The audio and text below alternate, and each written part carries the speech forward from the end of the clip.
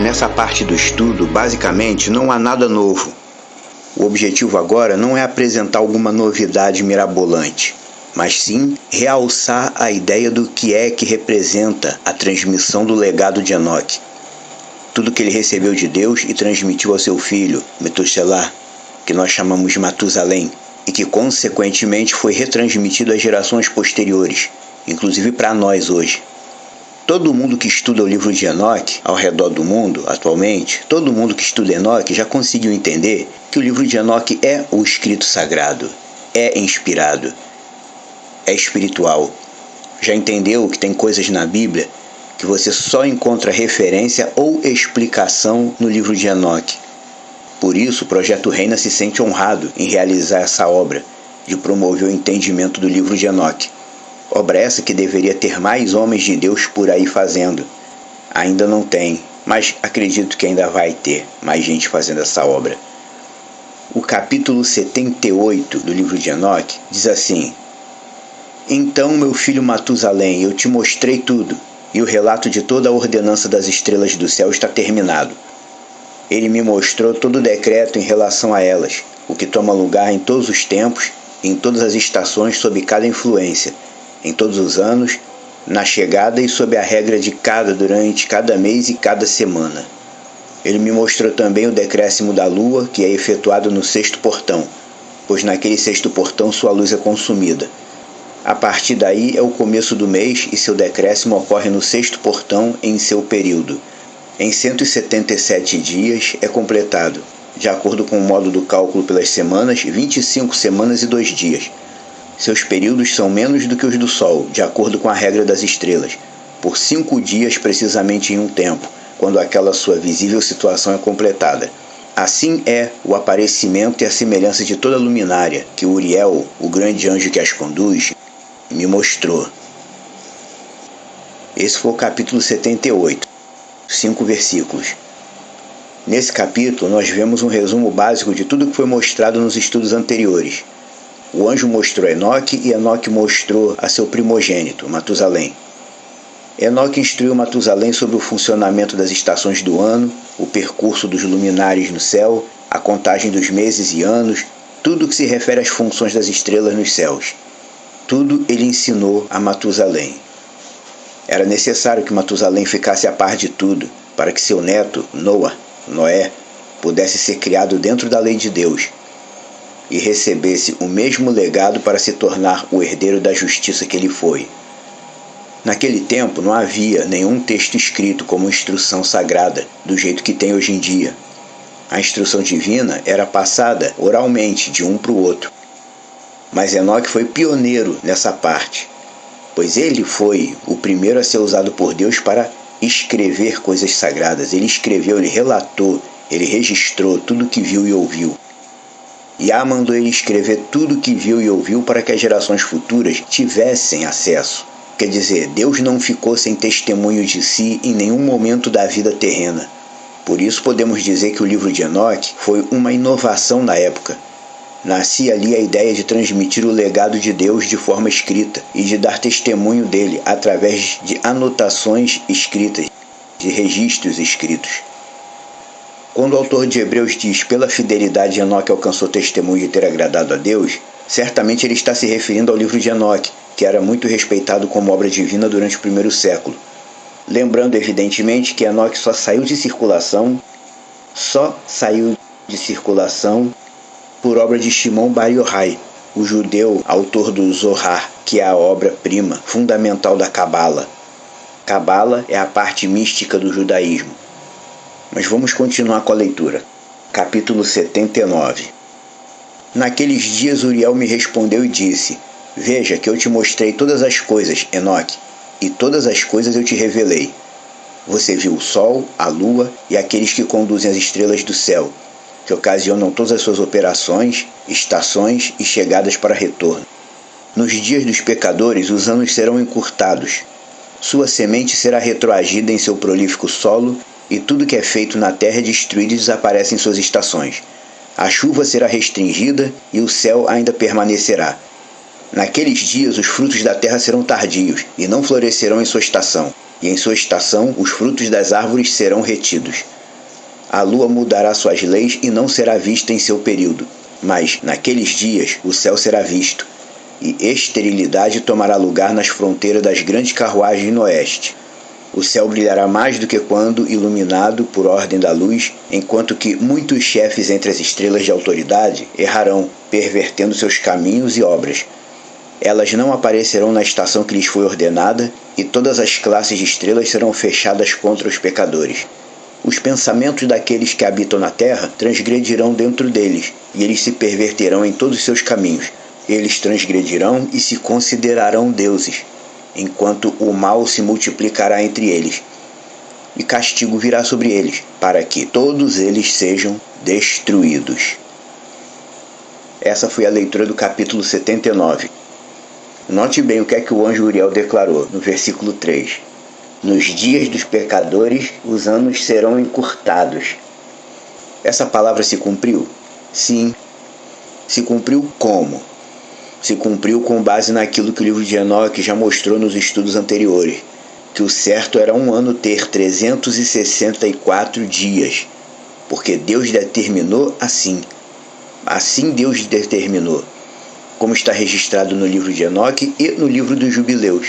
O ano deveria ter 364 dias, mas os homens perverteram o cálculo correto, e por causa disso, de Moisés em diante, o ano passou a ser contado como se tivesse apenas 360 dias. Mas não foi isso que Deus ordenou. Nos tempos dos pecadores, os anos se encurtaram. Daquilo que Deus estabeleceu para aquilo que os humanos fizeram, se perderam 4 dias por ano. E quando Uriel diz nos dias dos pecadores, ele está se referindo a isso, a todo o período terrestre compreendido, desde a queda sistêmica de tudo que Deus estabeleceu. E isso contando até os dias de hoje, e os dias que se seguirão até o fim de tudo, até que o ungido de Deus chegue para corrigir todas as coisas. O versículo 6 diz: muitos chefes entre as estrelas de autoridade errarão, pervertendo seus caminhos e obras. Como você já deve ter visto nos estudos anteriores, o aumento do número de deuses e religiões na Terra explica isso, pois os deuses do mundo, como já vimos anteriormente, os deuses do mundo são todos capitaneados, fundamentados, não por demônios, mas por estrelas desobedientes. Os religiosos ensinam que o que dá funcionalidade espiritual aos deuses das nações são os demônios. Os religiosos pentecostais, quando se referem aos deuses das nações, eles dizem: esses deuses são todos demônios. Não são demônios, são estrelas caídas, estrelas desobedientes. As estrelas, não vamos esquecer, são seres vivos de natureza espiritual. O livro de Enoque contém muitas informações que o mundo não conhece e que parece ser novidade, mas não é novidade. É porque o sistema religioso, a partir do momento que tirou o livro de Enoque de circulação, as pessoas pararam de ter acesso a estas informações, que no certo todos deveriam ter acesso, desde a época da primeira congregação messiânica até hoje. Seria difícil manipular a crença dos outros com informações desse nível abertas a todo mundo. E os versículos 8 e 9 dizem: aqueles que habitam na terra transgredirão e se considerarão deuses. É o que a gente tem visto hoje em dia nas religiões orientais. Por exemplo, o budismo. O budismo tem mais de uma corrente doutrinária, não tem uma só. O budismo tem mais de uma corrente doutrinária, mas uma de suas correntes doutrinárias ensina que, para suprimir o sofrimento, é necessário se tornar um Deus. Ou seja, de acordo com uma das correntes doutrinárias do budismo, é possível o homem se tornar um Deus. E aquele cumprimento que tem no hinduísmo, a palavra namastê, um fala para o outro namastê, parece ser uma palavrinha inocente, uma palavra bonita. Um passa pelo outro na rua, namastê. Na verdade, essa palavra representa um cumprimento entre deuses. Como assim? Essa palavra representa o seguinte: se eu passo por uma pessoa e falo para ela namastê, significa que o Deus que vive dentro de mim está saudando o Deus que vive dentro da pessoa. Esse que é o conceito no hinduísmo. E além disso, temos os mormons, que dizem que Deus no passado foi um homem como nós e que um dia nós seremos como ele é, como se fosse uma coisa automática. Deus foi como nós, então automaticamente nós seremos como ele. É óbvio que esse ensinamento é um ensinamento distorcido. Os homens errarão e se considerarão deuses, como bem disse o livro de Enoque, e é o que acontece hoje em dia. E os ocidentais, como sempre, acham muito bonito essas novidades orientais e estão sempre exaltando elas. A gente vê a quantidade de brasileiros e ocidentais que moram em países como Nepal, Tibete. Não tem nada basicamente nesses países melhor do que aqui no Ocidente, mas é porque são terras altamente místicas. O ocultismo atrai. Os ocidentais, eles têm alma não de religiosos, eles têm a alma de místicos. A coisa mística atrai a pessoa. A maioria dos ocidentais, brasileiro, latino-americano, se identifica naturalmente com o ocultismo. E não é de se estranhar, porque estão todos vivendo de acordo com o espírito do mundo. Quem está no espírito do mundo gosta de tudo que o mundo apresenta. Se identifica ou se encontra em cada coisa que o mundo apresenta. É óbvio. Mas o testemunho de Enoque foi deixado, porque Deus já sabia que o ser humano ia se tornar esse poço de decadência, como realmente se tornou. Deus entendeu isso e sabia que os religiosistas iriam banir metade das palavras de instrução provenientes dele. Iriam deixar apenas algumas, que hoje em dia é aquilo que a gente chama de Bíblia. Separaram os escritos sagrados, esse não, que esse atrapalha a manipulação, esse não, que esse me impede de manipular as mentes da pessoa. Juntaram só alguns, colocaram tudo no mesmo livro e deram o nome de Bíblia. É evidente que os escritos sagrados não são apenas o que tem na Bíblia. Os teólogos evangélicos e cristãos, eles costumam dizer somente a Bíblia. Mas não é somente a Bíblia que é a palavra de Deus. Com certeza não é. Aquele velho exemplo que eu sempre uso, na epístola de Jacó, chamado Tiago, tem uma parte que ele diz: não é à toa que está escrito, é com ciúme que por nós anseia o Espírito. Eu sempre digo isso, não é à toa que está escrito aonde? Procurei em todos os textos considerados sagrados e não vi isso escrito em lugar nenhum. O que isso significa? Que tem texto sagrado que ainda permanece oculto ao nosso conhecimento.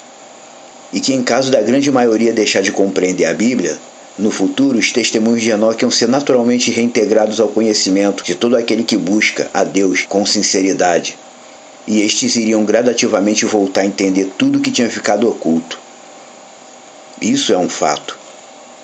Agora vamos à leitura dos capítulos 80 e 81. E ele disse: Enoque, olha no rolo que o céu tem derramado gradualmente, e lendo o que está escrito nele, entenda a parte toda dele. Então eu olhei tudo o que está escrito e entendi tudo, lendo o rolo e todas as coisas escritas nele. E entendi tudo, todas as obras do homem e de todos os filhos da carne sobre a terra, durante as gerações do mundo. E imediatamente depois eu vi Deus, o Rei da Glória, o qual tem assim para sempre formado toda a manufatura do mundo. E eu glorifiquei a Deus por causa de sua tolerância e bênçãos para com os filhos do mundo. Naquele tempo eu disse: bendito é o homem que morre justo e bom, contra quem nenhuma relação de crime foi escrita, e em quem não se encontra maldade.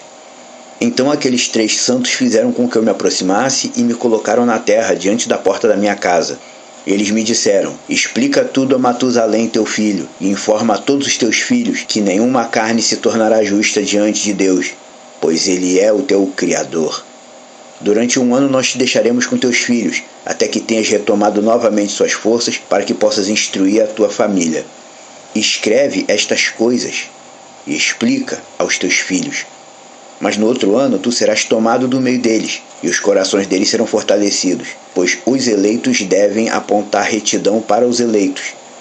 Justos com justos se regozijarão, congratulando-se uns com os outros, mas pecadores com pecadores morrerão, e pervertidos com pervertidos serão afogados.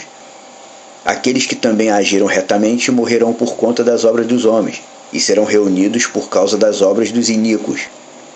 Naqueles dias eles terminaram de conversar comigo, e eu voltei aos meus companheiros, bendizendo ao Senhor dos mundos. Capítulo 81. Agora, meu filho Matusalém, todas estas coisas eu te falei e escrevi. A você eu revelei tudo e te dei os rolos, de tudo. Preserve, meu filho Matusalém, os rolos escritos por teu pai, para que possas revelá-los às futuras gerações. Eu tenho dado sabedoria a ti, a teus filhos e à tua posteridade, para que eles possam revelar aos seus filhos, por gerações, para sempre, esta sabedoria em suas palavras. E para que aqueles que compreendem não durmam, mas ouçam com seus ouvidos, para que eles possam aprender sabedoria e sejam considerados dignos de comer esta comida saudável. Benditos são todos os justos, benditos são todos os que andam em retidão, nos quais não é encontrado crime, como nos pecadores, quando todos os seus dias são contados. Com respeito ao progresso do sol no céu, ele entra e sai de cada portão por 30 dias, com os líderes de milhares de estrelas, com 4 que são adicionadas e aparecem nos 4 quartos do ano, os quais as conduzem e as acompanham em seus 4 períodos. Com respeito a eles, os homens erram grandemente e não os calculam nos cálculos de cada era, pois eles grandemente erram com respeito a eles. Nem os homens conhecem apuradamente o que eles são no cálculo do ano, mas certamente eles são marcados a menos para sempre. Um no primeiro portão, um no terceiro, um no quarto, um no sexto, para que o ano esteja completo em 364 dias. Verdadeiramente tem sido declarado e apuradamente tem sido calculado que está marcado, pois as luminárias, os meses, os períodos fixados, os anos e os dias, Uriel explicou a mim e comunicou a mim, a quem o Senhor de toda a criação, por consideração de mim, ordenou, de acordo com o poder do céu e o poder que ele possui tanto de dia quanto de noite, para explicar ao homem as leis da luz, do sol, da lua e das estrelas e de todo o poder do céu que está voltado em suas respectivas órbitas. Esta é a ordenança das estrelas que se põem em seus lugares, suas estações, seus períodos, seus dias e seus meses. Estes são os nomes daqueles que as conduzem, que vigiam e entram em suas estações de acordo com suas ordenanças e seus períodos, em seus meses, nos tempos de sua influência e em suas estações. 4 condutores deles entram primeiro, os que separam os 4 quartos do ano. Depois destes, 12 condutores de suas classes que separam os meses e o ano em 364 dias, com os líderes de 1000 que distinguem entre os dias, tanto quanto entre os 4 adicionais, os quais como condutores dividem os 4 quartos do ano. Estes líderes de 1000 estão no meio dos condutores, e aos condutores são adicionados atrás de sua estação, e seus condutores fazem a separação. Estes são os nomes dos condutores, os quais separam os 4 quartos do ano, os quais são escolhidos sobre eles: Melquel, Relamelac, Melial e Narel. E os nomes dos que conduzem são Adnarel, Giassussal e Gelumiel. Estes são os 3 que seguem os condutores das classes de estrelas, cada um seguindo os 3 condutores de classe, os quais seguem aqueles condutores das estações que dividem os 4 quartos do ano. Na primeira parte do ano levanta-se e governa Melquias, que é chamado Tamani e Zahai. Todos os dias de sua influência, durante os quais ele governa, são 91 dias. E estes são os sinais dos dias que são vistos sobre a terra. Nos dias de sua influência há transpiração, calor e dificuldade. Todas as árvores se tornam frutíferas. As folhas de cada árvore aparecem. O milho é colhido. A rosa e todas as espécies de flores florescem no campo e as árvores do inverno são secadas. Estes são os nomes dos condutores que estão sob eles: Barquel, Zeusabel, e outro condutor adicional de 1000 é chamado Heloialef, os dias de cuja influência têm sido completados. O outro condutor depois deles é Helemelec, cujo nome eles chamam o esplêndido Zahai. Todos os dias de sua luz são 91 dias. Estes são os sinais dos dias sobre a terra, calor e seca, enquanto as árvores dão seus frutos aquecidas e preparadas, e dão seus frutos para a seca. Os rebanhos seguem e criam. Todos os frutos da terra são colhidos, contudo, nos campos, e as vinhas são pisadas. Isso acontece durante o tempo de sua influência. Estes são seus nomes e ordens, e os nomes dos condutores que estão sob eles, dos que são chefes de 1000: Gedaial, Queel, Reel, e o nome do líder adicional de 1000 é Asfael. Os dias de sua influência foram completados. Depois de ser levado em espírito às regiões espirituais e contemplar todas as coisas para poder servir de testemunha, Enoque foi devolvido aos seus, onde ficaria durante 1 ano para que observassem seu legado e para que Deus não ficasse sem testemunho sobre a terra. Embora os judeus da atualidade não reconheçam o legado de Enoque por causa do Rashbi, o autor do Zohar, o Shimon Bar Yochai, foi justamente esse legado que formou o justo do passado. Homens como Noé e Abraão, que hoje em dia são altamente considerados pelo cristianismo e judaísmo, tiveram seu caráter e sua estrutura espiritual formadas pela sabedoria que veio de Noé, que é o pai dos semitas, e Noé, por sua vez, foi instruído por meio do legado deixado por Enoque. E não apenas Noé e Abraão, os outros homens de Deus do passado também, como foi o caso de Jó e aquele que nós hoje conhecemos como Melquisedeque. Todos foram alimentados espiritualmente pelo legado vindo de Enoque.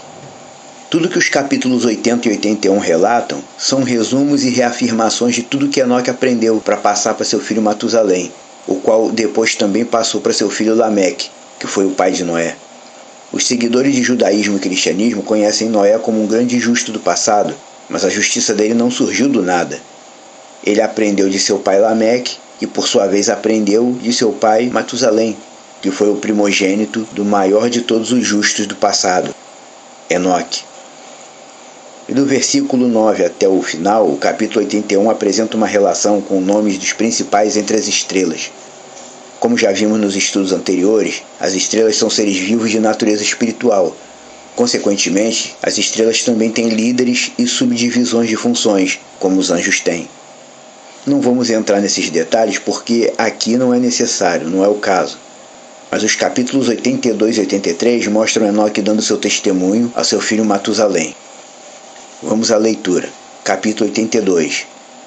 E agora eu te mostrei, meu filho Matusalém, toda a visão que eu vi antes de você nascer.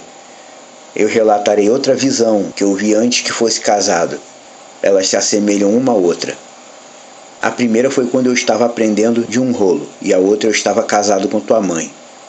Eu vi uma visão forte, e por conta destas coisas eu supliquei a Elohim.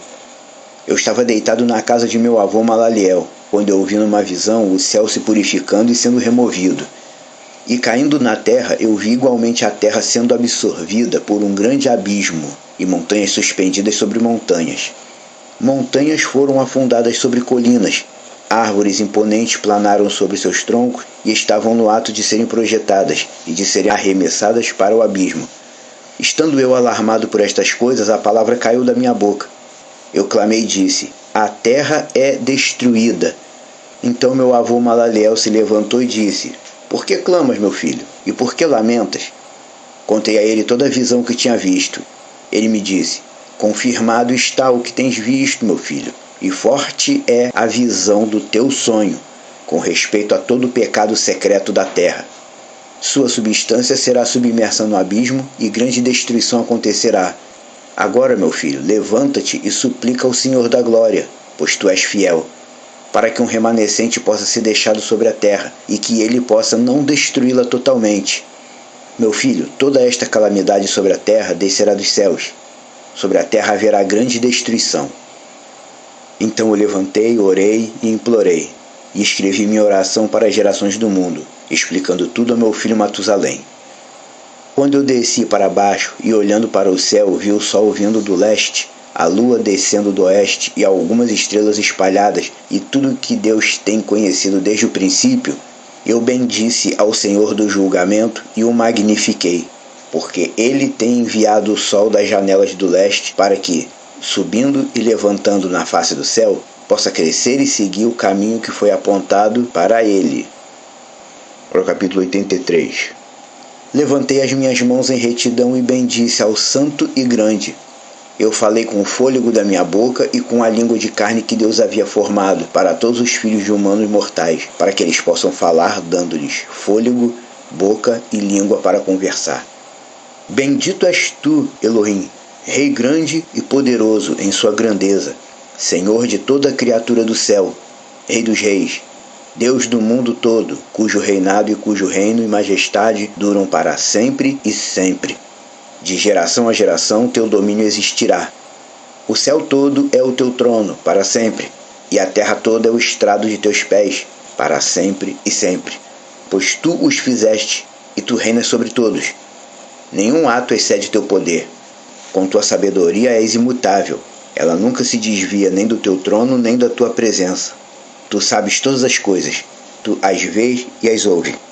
Nada se esconde de ti, pois tu percebes todas as coisas. Os anjos de teus céus transgrediram, e em carne mortal tua ira permanece, até o dia do grande julgamento. Então, Elohim, Senhor e poderoso Rei, eu te imploro e te suplico que respondas minha oração, para que uma posteridade me possa ser deixada na terra e não seja a raça humana toda destruída, para que a terra não seja largada e destruição tome lugar para sempre. Meu Senhor, que seja destruída da terra a raça que tem te ofendido, mas que uma justa e reta raça estabeleças por uma posteridade, para sempre. Não escondas tua face, ó Elohim, da oração do teu servo. Esse foi o capítulo 83. Assim deveria ser a oração de todo aquele que se diz homem de Deus, mulher de Deus, servo de Deus. Ao entender que o mundo dominado pelo pecado iria ser destruído e outro modelo de existência tomaria lugar, deveriam tão somente pedir a Deus: Deus, não te peço que tu poupe todas as coisas, mas que preserve os seus em santidade e justiça. Deveriam pedir a Deus que, ao invés de trazer felicidade para todo mundo, como o pessoal tem pedido felicidade, que é um conceito meramente humano, peço a Deus apenas para que sejam preservados os eleitos dele. Isso sim é uma oração de acordo com a vontade de Deus. Quando o juízo é decretado e Deus tem que exercer alguma destruição, não somos nós que vamos convencer Deus a revogar o próprio juízo dele. Nós apenas podemos pedir a Deus que poupe os eleitos e aqueles que convivem com ele. Mesmo sendo desprezado pelos judeus contemporâneos, o testemunho de Enoque é o maior de todos que já existiu entre os humanos comuns, o maior de todos os testemunhos. Quando ele olhava para o céu, para as nuvens e os ventos, ele olhava com entendimento, entendendo como tudo funciona, como tudo funcionava acima de sua cabeça. Ele registrou seus escritos segundo a ordem de Deus e serviu de testemunho da lei de Deus, como ela se cumpre desde o início e como tudo está sob o controle de Deus. Ainda tem muita coisa ruim para acontecer no mundo, é verdade. O que está profetizado vai acontecer. Mas todas estas coisas fazem parte de um propósito maior que o ser humano não é capaz de entender. Enoque teve uma visão onde ele contemplava a destruição futura, o dilúvio. Mas ele entendeu o propósito divino e por isso a oração dele foi adequada. Ele não pediu a Deus para cancelar o juízo. Ó Deus, cancela o juízo e traz felicidade a todo mundo. Não, ele pediu a Deus que deixasse uma parcela de seres humanos para sua posteridade e justiça. Igualmente hoje sabemos que há uma destruição iminente da parte de Deus para acontecer. Tem algo que já está profetizado. Não devemos pedir a Deus que desista de executar seu juízo. Ele é soberano, a soberania dele é com ele. Tão somente devemos pedir a Deus que, em meio a tanto juízo, ele guarde seus eleitos de todas estas coisas, para que não sofram junto com os ímpios. É basicamente isso. É basicamente disso que fala esse estudo dos capítulos 78 e 83. Ele traz de uma forma bem genérica um mostruário a respeito do legado de Enoque, o que ele deixou para seu filho, Matusalém, e para as gerações futuras. Porque todo o testemunho espiritual que existe agora e existia no primeiro século e antes com os essênios, tudo parte da justiça que emanou de Enoque através de Noé. O próximo estudo, depois desse, será um mostruário geral de tudo que Enoque transmitiu ao seu filho. Do capítulo 84 a 89, será um relato completo de toda a história da humanidade pela perspectiva de Deus, do início de tudo até o fim de tudo. Até o próximo estudo.